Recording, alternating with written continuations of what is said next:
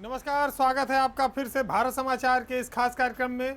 इस बार हम आपके लिए लेकर आए हैं राजनीति और सरकार के चटपटी और रोचक खबरें। तो चलिए शुरू करते हैं इस बार का पावर सेंटर।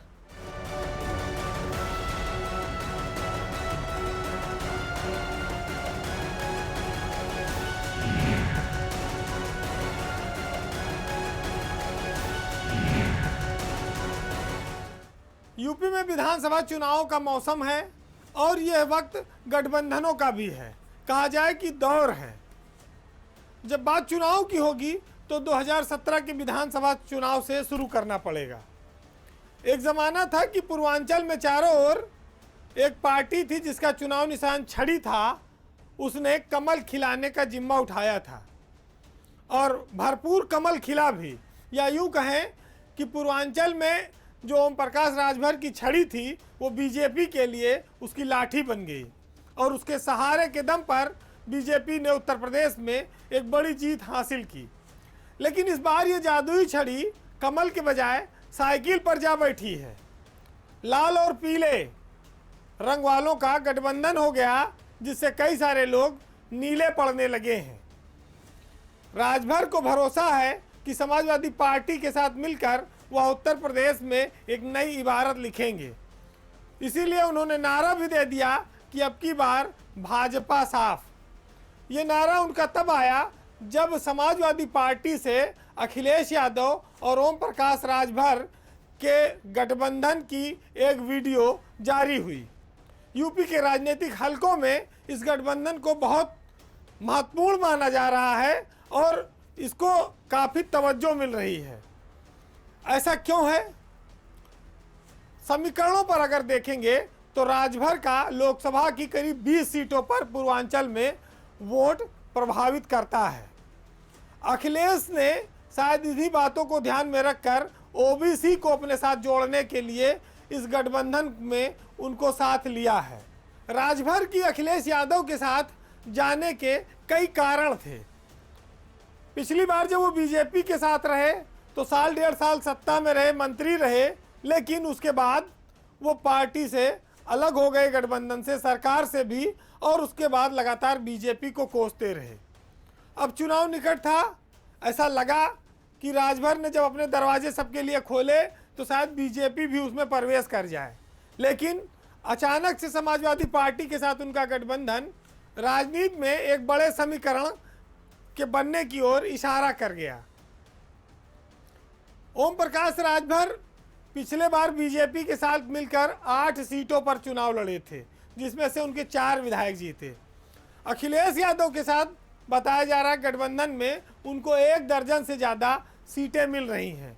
हालांकि जब मऊ में वो अभी रैली करेंगे एक बड़ी, तो उसमें उनके सीटों को लेकर और स्थिति साफ हो सकती है। यूपी के इस चुनाव में ओबीसी समाज का वोट बड़ा महत्वपूर्ण हो गया है। राजभर 20 लोकसभा सीटों पर दावा करते हैं कि उनका वोट है और वो वोट ट्रांसफ़र भी करा सकते हैं और 50 से ज़्यादा विधानसभा सीटों को वो प्रभावित करते हैं।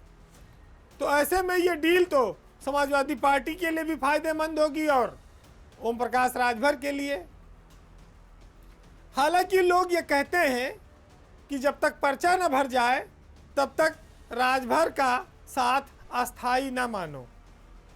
तो सियासत में पहले ये बात एक पार्टी और के लिए कही जाती थी, तब तक टिकट न मानो। लेकिन छोटे दलों की अपनी कुछ मजबूरियां भी होती हैं। हर कोई पलटू राम नहीं होता, कुछ परिस्थिति बस भी पलट जाते हैं। तो जिस तरह से बीजेपी के सामने अखिलेश यादव की पार्टी चुनौती बनी हुई है और उसमें ये एक बहुत बड़ा गठबंधन आकर बैठ गया, वो बीजेपी को पसीना दे सकता है माथे पर और बीजेपी के रणनीतिकारों को परेशान करता है। अब ये गठबंधन सत्ता का खेल कितना बनाएगा, बिगाड़ेगा, ये चुनाव में पता लगेगा। लेकिन इतना ज़रूर है कि माहौल बनाने में समाजवादी पार्टी, अखिलेश यादव काफ़ी कामयाब नज़र आते हैं। उत्तर प्रदेश जैसे बड़े राज्य में जो सरकार के कामकाज की रीढ़ कही जाती है, वह मुखिया विहीन है। बात आज उत्तर प्रदेश के पीसीएस संघ की हो रही है। जिसको आप लावारिस स्थिति में भी कह सकते हैं, क्योंकि पीसीएस में अफसरों का अपना संगठन अब एकदम निस्तेज पड़ा है, निष्प्रयोज्य है, उसमें अध्यक्ष नहीं है, उसके पदाधिकारी नहीं है। ऐसा नहीं कि कोई इस पद को लेना नहीं चाहता, लेकिन इस पद पे बैठे हुए ज़्यादातर लोग आईएएस अफसर बन चुके हैं। उन आईएएस अफसरों की वजह से पीसीएस एसोसिएशन के तमाम पद खाली हैं, उनमें नई एजीएम नहीं हो पा रही जिससे इसका गठन किया जा सके। यूपी में अगर आप देखें तो 1000 से ज़्यादा पीसीएस अफसर हैं, लेकिन योगी सरकार जब से आई तब से इनकी हिम्मत इतनी नहीं हो पाई कि ये अपनी एजीएम कर सके 5 साल में। तो जब इनकी एनुअल जनरल मीटिंग नहीं हुई, कोई अधिवेशन नहीं हुआ, तो ये अध्यक्ष नहीं चुन पाए और इनका कोई माई बाप नहीं बचा। जो लोग नाम मात्र के लिए अध्यक्ष बनाए गए, महासचिव बनाए गए, वो प्रमोशन पाकर आईएएस होते चले गए। अगर आप नज़र डालें तो पीसीएस संवर्ग का अंतिम अधिवेशन 2016 में हुआ था, जिसमें उमेश प्रताप सिंह को अध्यक्ष चुना गया था। उमेश प्रताप सिंह धाकड़ अफसर माने जाते थे, लेकिन उनको 2018 में प्रमोशन मिल गया और वो आईएएस बनकर चले गए। फिर पीसीएस संघ अध्यक्ष विहीन हो गया। ऐसे ही जो महासचिव थे पवन गंगवार, वो भी आईएएस हो गए। तब से काम चलाऊ व्यवस्था चलती रही, 5 साल गुजर गया। अब हालत ये है कि पीसीएस एसोसिएशन के जो महासचिव थे पवन गंगवार, वो आईएएस हो गए। कोषा अध्यक्ष थे धनंजय शुक्ला, वो आईएएस बन गए। संयुक्त सचिव थे कपिल सिंह, वो आईएएस बन गए।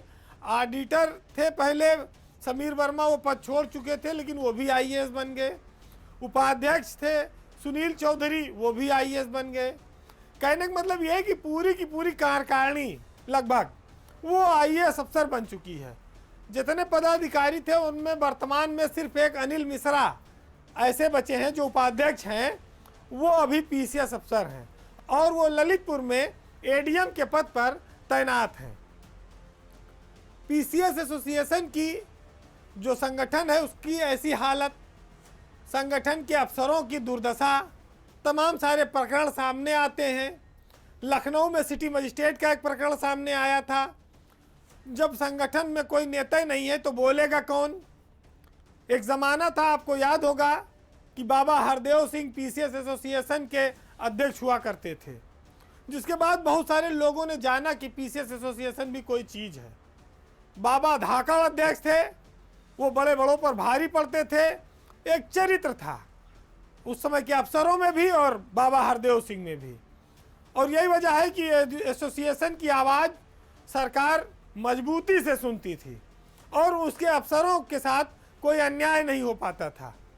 अब तो जिसके ऊपर अन्याय हो वो खुद व्यक्तिगत रूप से झेले, एसोसिएशन से उम्मीद ना करे। और उम्मीद अब कौन स्थिति में करे, क्योंकि अब तो ना तो अध्यक्ष है ना महासचिव है। तो इतने बड़े संवर्ग में जो आईएएस के बाद उत्तर प्रदेश की दूसरी सबसे बड़ी सेवा है, आईएएस अखिल भारतीय कह लीजिए, ये स्टेट की सबसे बड़ी सेवा है, उस सेवा के अफसरों का ये हालत है, ये दुर्दशा है और उसका संवर्ग। तो क्या ब्यूरोक्रेसी सरकार के सामने हिम्मत नहीं जुटा पा रही अपनी बात रखने की? क्या संगठन इसीलिए बनाया जाता है और नारा दिया गया कि संगठन में शक्ति है? संगठन में अगर शक्ति होती तो कम से कम अपनी मीटिंग तो कर लेते। इसका मतलब ये हुआ कि संगठन में शक्ति के बजाय संगठन में कमजोरी है, ये नारा रख लिया जाए। ये ज़्यादा काम आएगा, क्योंकि फिर लोगों को ना तो किसी से उम्मीद रहेगी और जब कोई लड़ाई लड़ने का वक्त आएगा तो वो स्वयं से लड़ेगा, अधिकारी खुद से लड़ेगा, क्योंकि वक्त पर कोई काम आता नहीं। और वैसे भी कहा गया है कि देखिए, संघर्ष में हर आदमी अकेला होता है, चाहे वह अफसर हो, चाहे नेता हो, चाहे कोई समाज का व्यक्ति हो। तो चलना तो सबको अकेले है। राजनीति और व्यापार में नफ़ा और नुकसान दो अलग अलग चीज़ें हैं, क्योंकि व्यापारी नोट गिनता है कितना नफ़ा हुआ कितना नुकसान हुआ, लेकिन राजनीतिक आदमी भी नफ़ा नुकसान देखता है। हालांकि वो सीधे सीधे गांधी जी से जुड़ा नहीं होता, वो राजनीतिक भविष्य से होता है। पिछले दिनों उत्तर प्रदेश में विधानसभा उपाध्यक्ष का जो चुनाव हुआ उसमें बीजेपी अपनी इच्छा के उम्मीदवार को जिता ले गई। विधानसभा उपाध्यक्ष का पद विपक्ष के लिए होता है। नितिन अग्रवाल तकनीकी तौर पर समाजवादी पार्टी के विधायक थे और बीजेपी ने उनको उम्मीदवार बना दिया और कहा कि हम विपक्ष के उपाध्यक्ष बना रहे हैं। लेकिन हर कोई ये जानता है कि नितिन अग्रवाल भाजपा में और उसकी मीटिंगों में खुलेआम आते जाते हैं। दल बदल का आरोप उन पर सिद्ध नहीं हुआ, याचिका हुई थी, अध्यक्ष ने खारिज कर दी। अब उनका दल तकनीकी तौर पर दूसरा था, लेकिन उनका दिल पहले ही भाजपा के लिए मचल चुका था, ये हर कोई जानता है। विधानसभा के चुनाव में 3 महीना बचा है। ऐसी क्या मजबूरी थी या ज़रूरत थी कि बीजेपी को विधानसभा उपाध्यक्ष बनाने की सूझी? कहते हैं कि इसके बहाने वो वैश्य समाज, व्यापारी, बनिया समाज को अपनी ओर करना चाहती थी, एक मैसेज देना चाहती थी। लेकिन जब मतदान हुआ और वोटों की गिनती हुई तो व्यापारी समाज के संतोष पर कम और पार्टी में बगावत पर चर्चा ज़्यादा हुई। इससे पहले अगर थोड़ा सा आप पीछे हो लें तो नितिन अग्रवाल बीजेपी के नेता नरेश अग्रवाल के बेटे हैं। नरेश अग्रवाल के लिए कहा जाता है कि सत्ता जिधर नरेश उधर, जहां सरकार होगी नरेश अग्रवाल वहां होंगे। चुनाव वो किसी दल से लड़ें, जीते वो किसी पार्टी से, लेकिन जिसकी सरकार होगी रहेंगे उसी में। अब विधानसभा में जो वोट पड़े उसमें बीजेपी की संख्या विधायकों की 325 है, लेकिन उसे वोट 304 ही मिले उपाध्यक्ष पद के लिए। तो स्वाभाविक है कि जब इतना वोट कम मिला तो नफ़ा नुकसान की बात होगी।